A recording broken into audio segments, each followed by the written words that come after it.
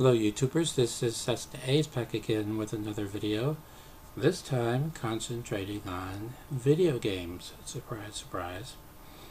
You'll have to bear with me. I underwent oral surgery last week and the antibiotics they have me on really doing a number on me.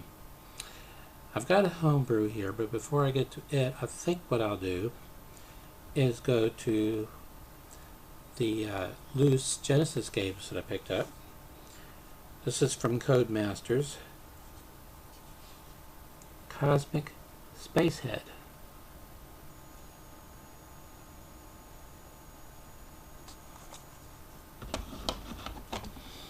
And a game based on a TV series that really wasn't all that good. Had a lot of hype surrounding it though when it came out. Sequest, DSV.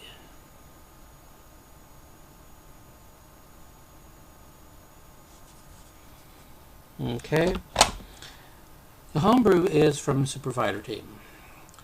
Now, Super Fighter Team has done a number of homebrews for the Genesis / Mega Drive, but this isn't one of them.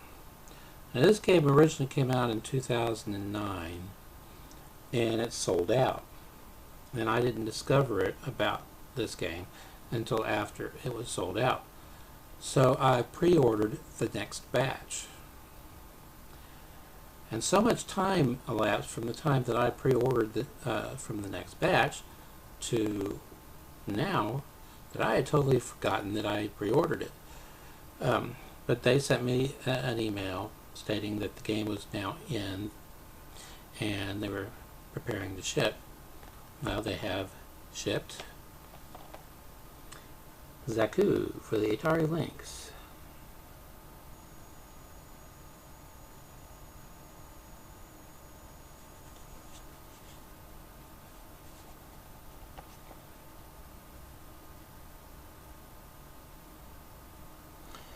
Now the text in the manual and on the back of the box are in English and then again in French.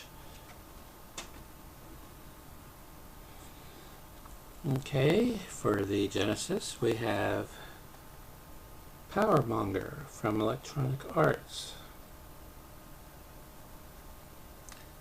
Thick case, no wee little winky on top.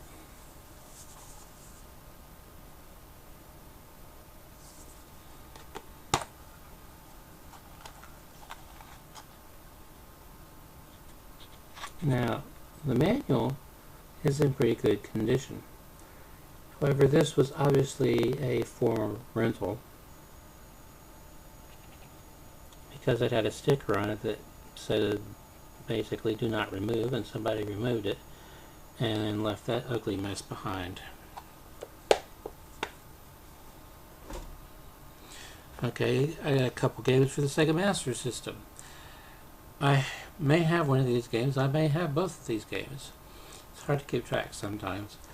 But these cases are in such nice shape that I went ahead and ordered them, and I figured, well, if I already do have them, I have them in better cases now, plus which these are both complete.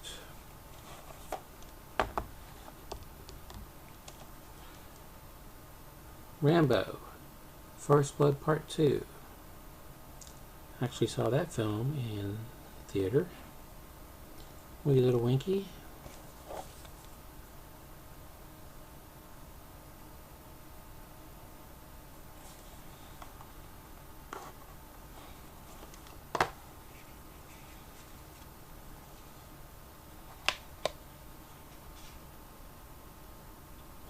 Manual.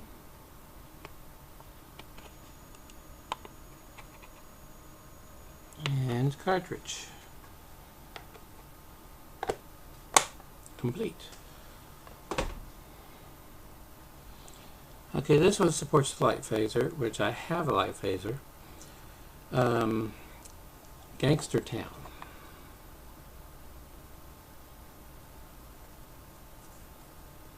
There's a winky on top.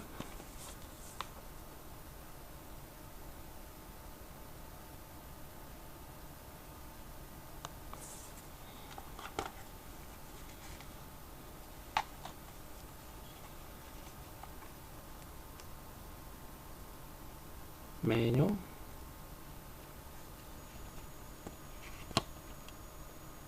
and cartridge.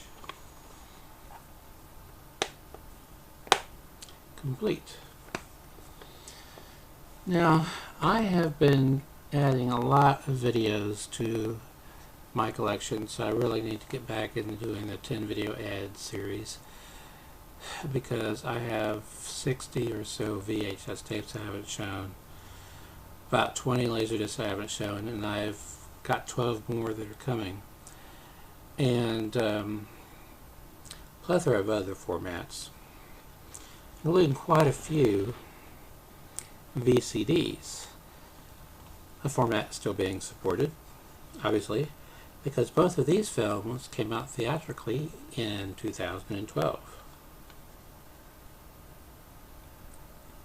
Big Blue Lake.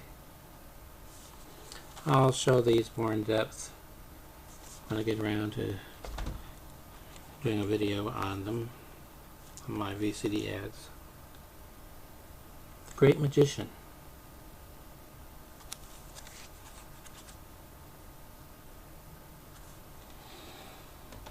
Okay, I have been ordering a lot of CDs lately.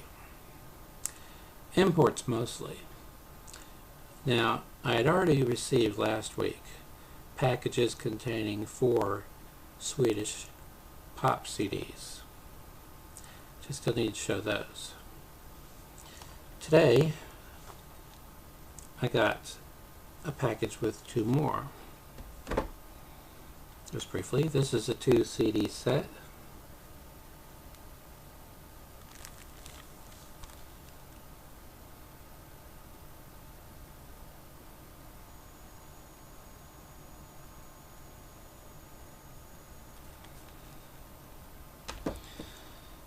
And as far as DVDs are concerned, I've been going kind of crazy because I'm on oldies.com's website,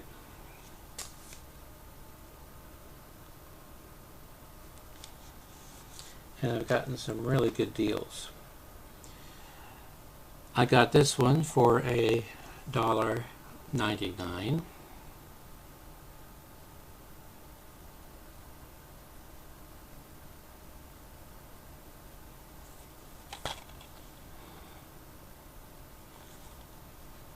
So I'll be showing these again when I do another ads video.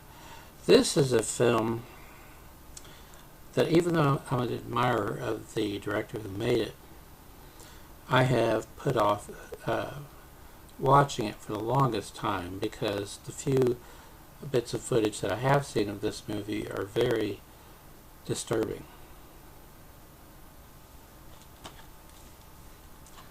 A Clockwork Orange.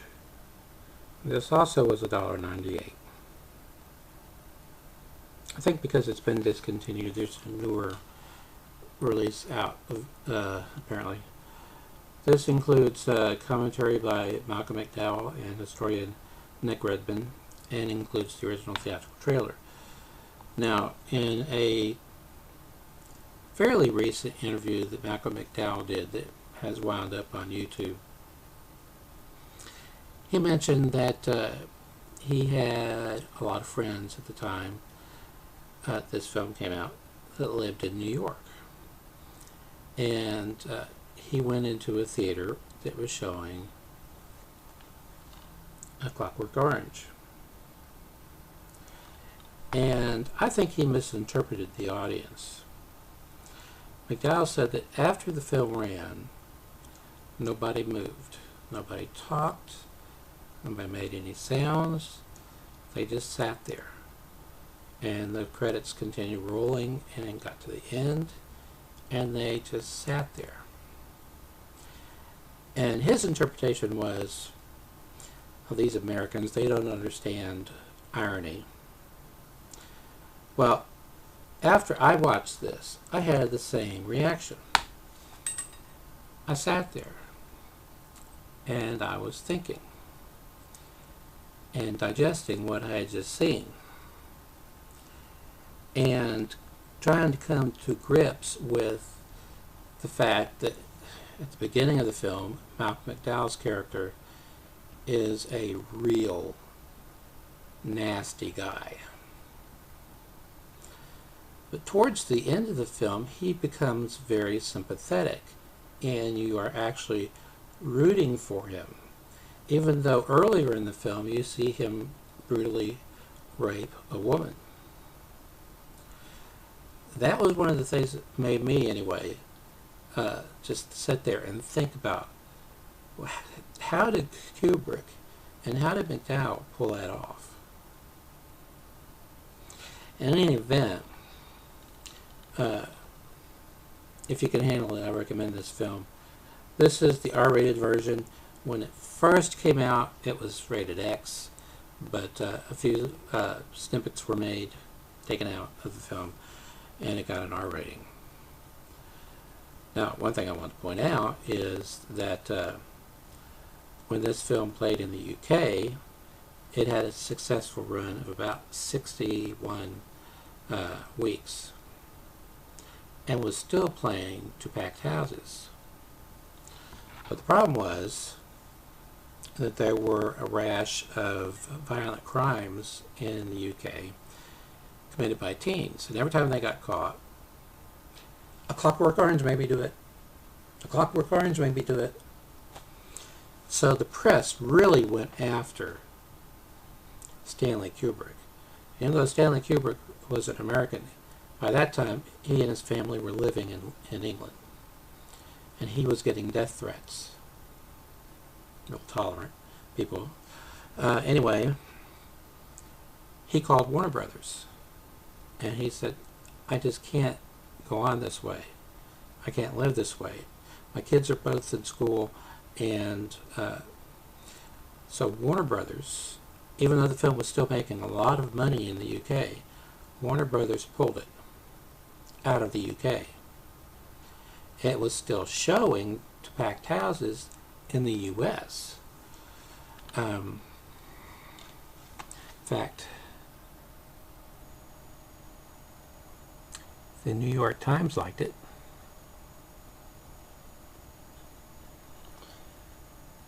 Now, there are quite a few scenes in this film that are very disturbing. So I was interested to see the theatrical trailer, because I didn't think that they could do a trailer that would make you want to see something like that. Well, the theatrical trailer is quite ingeniously constructed. It is comprised of rapid cuts, and it's done, well, on YouTube, the theatrical trailer, or what they call the original theatrical trailer, has different music than the theatrical trailer that's on here. This uses a piece of music that is in the film itself, which is William Tell's Overture, done 5 times faster than it should be played. And to that, all these real rapid cuts, really ingenious trailer, and kind of subliminal too, because when they would show something that was disturbing, it was only on there for about a second and it was gone. But your mind would hold on to it, maybe unconsciously, but would hold on to it. I'm going to have to order a lot more from here, because I was going through here and noticed The Life of Riley with Jackie Gleason. Now, The Life of Riley had started off as a very popular radio sitcom, and it starred William Bendix as Riley. But William Bendix was in great demand as a character actor in films, and when it came time to do the series, he was committed to the film. So they got Jackie Gleason. That was in 1949. Lasted 1 year. Then, a few years later, 53 or somewhere around there, it came out again, this time with William Bendix as Riley. And it lasted something like 5 years that time. But the only reason it TV show from that era survives is because Jackie Gleason had it in his contract that whenever he was on television, they had to create a kinescope. This was obviously before videotape, but they would take a film camera, motion picture film camera, and they would aim it at a television monitor, and through a series of gears and so forth, they would compensate for the fact that, well, 35mm film has 28 frames per second, whereas NTSC video has 30. So they compensate for that. In the opposite direction, as far as PAL is concerned, because PAL only has 25 frames per second. Anyway, I know I'm getting way off the mark, and I need to go. So until next time, stay awesome. On a TV series that really wasn't all that good. Had a lot of hype surrounding it, though, when it came out. Sequest. DSV.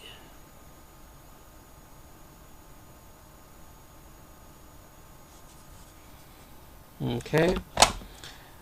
The homebrew is from Super Fighter Team.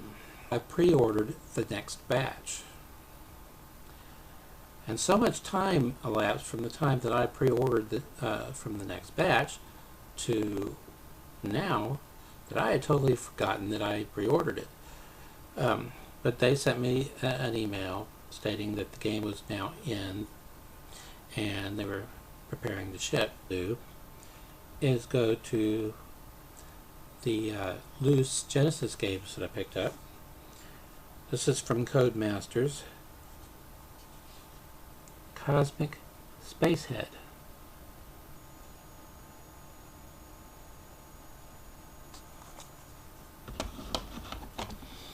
And the game based. Now, Super Fighter Team has done a number of homebrews for the Genesis / Mega Drive, but this isn't one of them. Now, this game originally came out in 2009, and it sold out. And I didn't discover it about this game until after it was sold out. So, hello YouTubers, this is Cessna A's back again with another video. This time concentrating on video games. Surprise, surprise. You'll have to bear with me. I underwent oral surgery last week, and the antibiotics they have me on really doing a number on me. I've got a homebrew here, but before I get to it, I think what I'll do